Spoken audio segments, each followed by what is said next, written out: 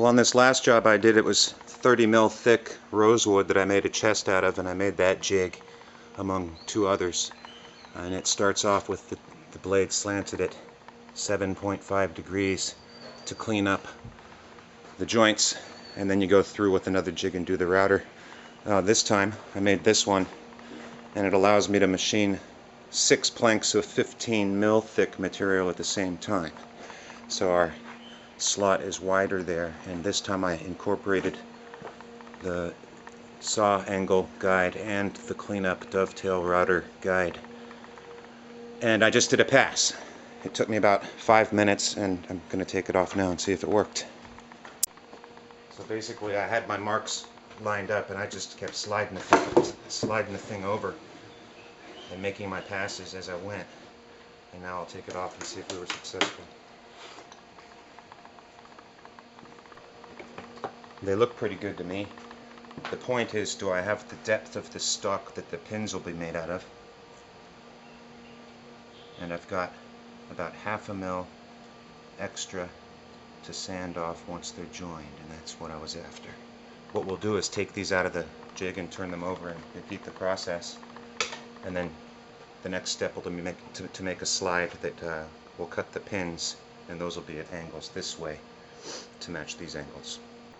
So I've got them out of their base jig, and I forgot to mention the base jig.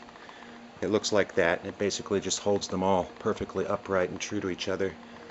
And what we just machined through is going to get exactly replicated on the second pass when I turn them over and slide them back in. Right there. First thing I did was make sure there's no dust, and I wanted to mark which side goes where. So you see the little whiteout dot there. They're all marked that way so I don't lose track of alignment.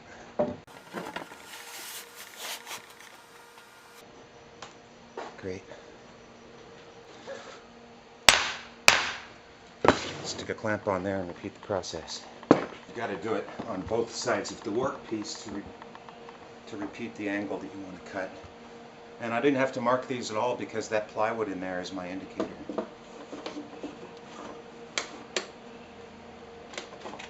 Nice to have fresh batteries, isn't it?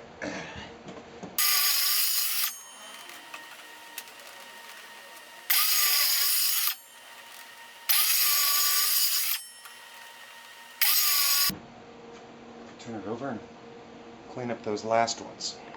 The reason I'm doing this is because, sure, you could ask the router to remove all that meat for you if you want, but I think that's asking a bit much, and those bits aren't cheap.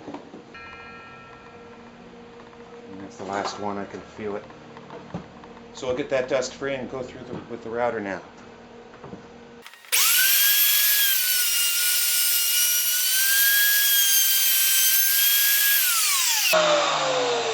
One thing I want to point out is I made the deck here large enough to support my power tool, so I can just slide my jig over to the next target and not worry about messing with the power tool. Literally feel where I want it to be because of that piece of plywood.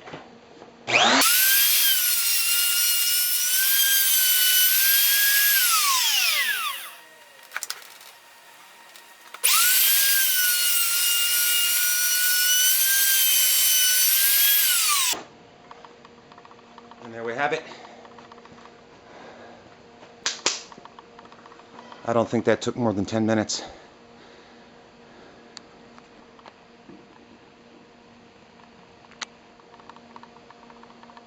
So right now I'm marking out to cut my pins, and I've got this piece of plywood that came out of the initial jig that I made my dovetails with. So I know that wherever it's empty is actual meat that I want to keep, and I've got my lines drawn, and I've got to make sure that my factory edge is marked carefully, because when I turn this baby over to market, I'm going to have to turn this baby over to market as well. This right now is clamped against the table just to keep it all lined up and flat. And now I'm set up to start cutting out the pins, and where you see white out is the stuff I want gone, and the pencil line is what I want to cut to, not beyond it.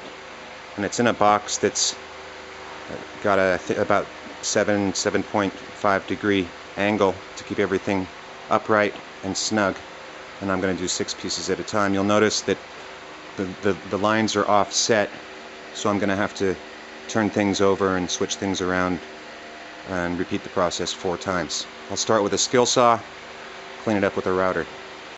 So those are pretty cleaned up right now at this point. You can see that I need to shift them over a step to get the other lines to match. So we're going to reconfigure things in the jig now and repeat the process. Well, the way it worked out, I had to take the bottom off of that thing and screw it to the top of it and turn the things over, but now I've got my lines lined up nicely and we'll be able to wrap up one side of those pins.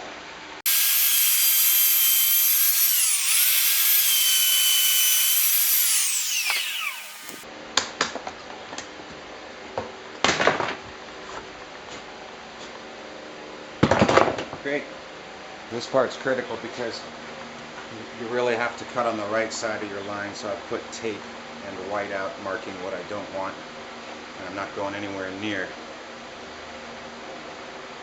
the pins. I'm just cleaning up here with a skill saw first, and it's set to 14 mil, and the router bit is going to be set to 15.5 mil.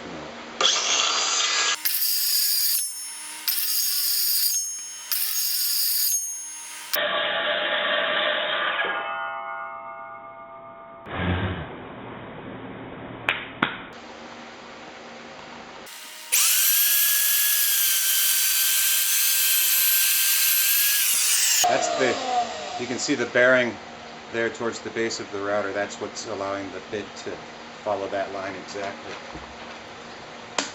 And that's the last pass for our pins.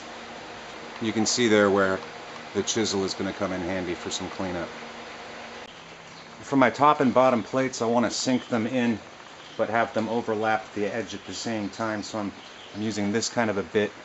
It's called a rabbit bit with a copy bearing, and that's mounted on the router, which is mounted on a big piece of plywood so that we don't have any wobbling action going on. And it's still a little bit nerve-wracking, but you got to do it.